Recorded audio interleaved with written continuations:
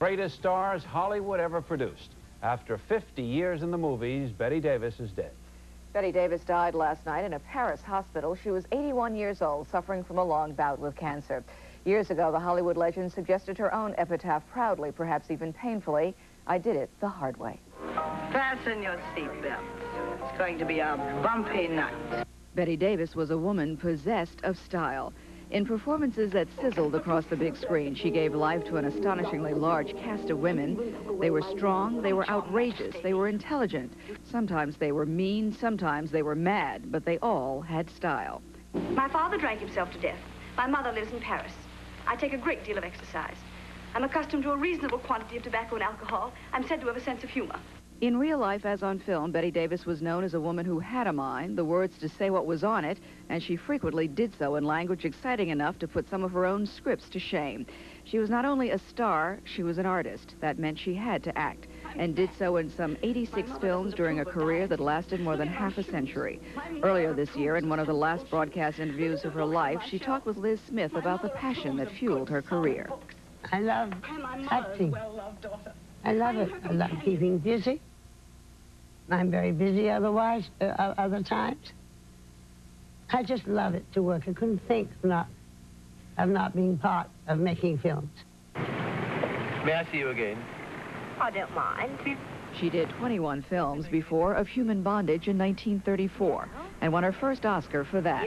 In 1938, the role of Jezebel gave her her second Oscar. In fact, she's credited with naming the statue. In one of her saucier remarks, she said the statue's rear end resembled her second husband's. His middle name was Oscar. In all, she married 4 times, declared herself a failure at it, and vowed to never marry again. What made the Bette Davis success story, the story of her career, so interesting is that she did it without being a classic beauty. When I arrived in Hollywood, they did not know what to do with my different kind of thing. They did not know. It took a long time for them to get used to it. But I do think in the long run that this difference was a great addition to my career, that I was different looking. And while the roles did not get better with age, Bette Davis did not give up. And despite a mastectomy, stroke, and broken hip in 1983, she continued to act, lecture, and in April was honored by the Film Society of Lincoln Center. 2,500 people gave her a 2-minute ovation.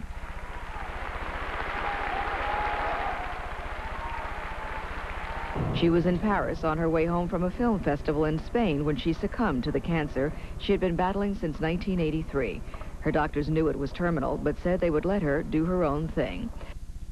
Is there an image of yourself in a single film that you'd sort of like to freeze and say, that's me, that's the way I want to be remembered? I don't think so. You don't think back like that much, do you? No, well, no, I don't think back much about, I guess much about anything. Former President and movie star Ronald Reagan declared today that Bette Davis was one of the true greats in the motion picture business. Charlton Heston added Bette Davis was surely one of the most significant women to shape American film.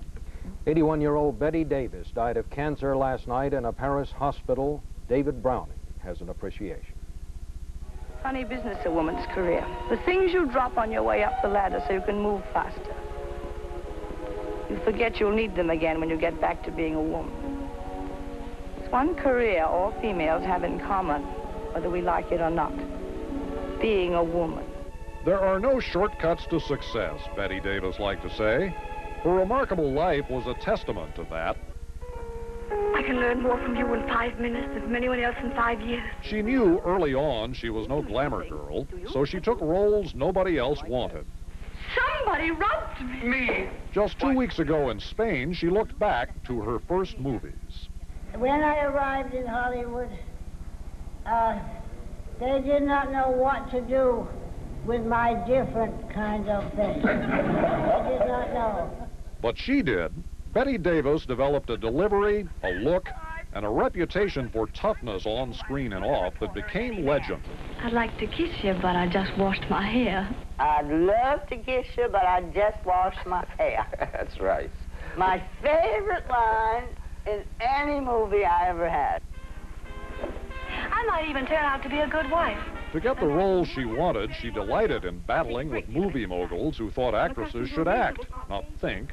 Girls don't have to simper around. And from Jezebel to Margot Channing in All About Eve, it was hard to tell where the acting ended and Bette Davis began. Fasten your seatbelts. It's going to be a bumpy night. The writer and director of All About Eve, Joseph Mankiewicz. Betty really lived the life that's perfect of the actress, the true actress who is happiest when she's performing something.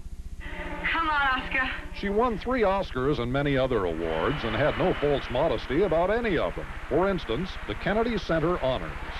One time they sent me a slip of paper for suggestions of who should win this year. And I wrote down me.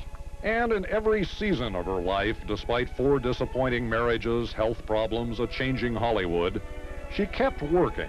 Life will be very good today for Bette Davis if each year she gets a good script and can go to work. I just am glad. A few years back, Bette Davis showed Mike Wallace the family plot in the hills above Hollywood, where she'll be buried next to her beloved mother, Ruth. Here you are, Ruthie, darling. It's Mother's Day. You know what I'm going to have on my tombstone? She did it the hard way. Bette Davis, dead at the age of 81. Tonight, one of the movie world's true greats is dead. Bette Davis died yesterday after a long battle with cancer. She was 81 years old and had been attending an arts festival in Spain when she became ill and was rushed to the American hospital in Paris, where she died last night. We begin our team coverage with a look back at her extraordinary career.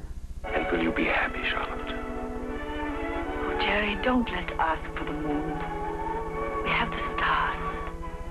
And Bette Davis was one of the most glittering stars in the Hollywood galaxy. A career that spanned more than 50 years, giving us 86 films and scores of memorable looks, memorable gestures, memorable moments. It made me sick when I had the neck to kiss me. I only did it because you begged me. You hounded me. You drove me crazy. And after you kissed me, I always used to wipe my mouth. Wipe my mouth!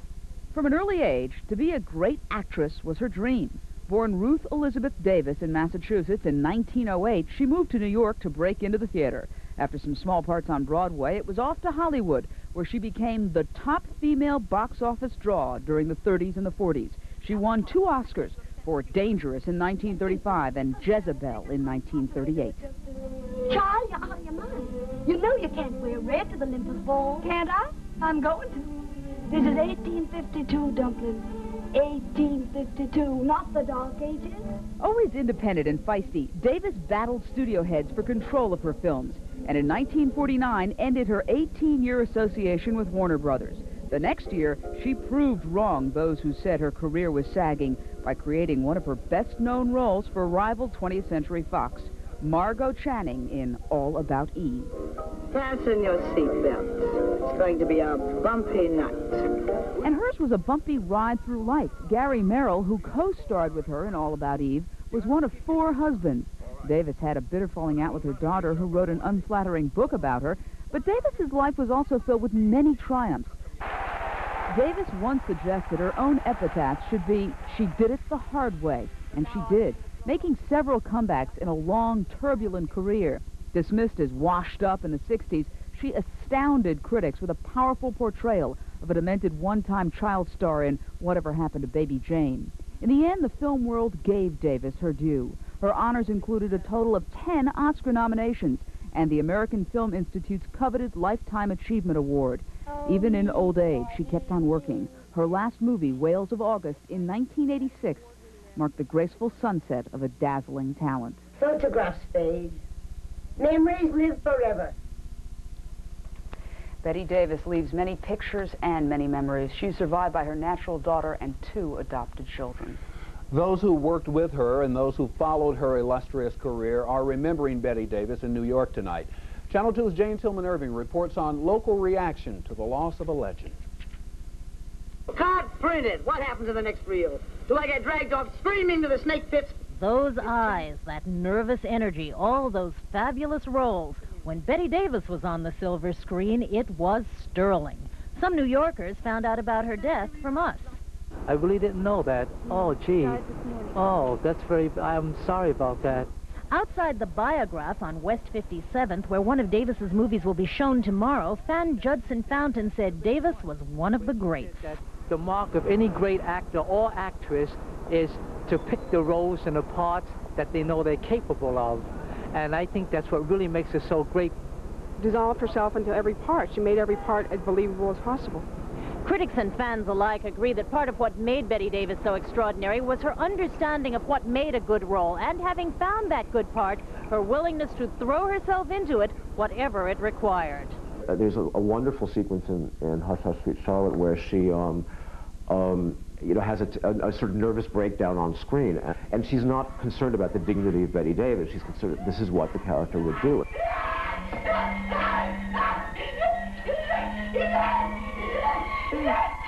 And it's not about narcissism, it's not about vanity, it's not about being sort of this glamorous creature. It's about telling the truth in acting. Actress Colleen Dewhurst told of meeting Davis just once and being invited to play bridge. I said, well, I'd love to. She said, you can call me, and turned to this man and said, give her the number. And I was like, give her the number? I have Bette Davis's number. And then she walked away and then suddenly turned around, came back and said, by the way, when you call me, a maid will answer. What do you think I am you here for? Company? Bette Davis was a true original, part of Hollywood's golden era. And it's corny and a cliche to say they don't make them like that anymore. But really, they don't. In Manhattan, Jane Tillman Irving, Channel 2 News.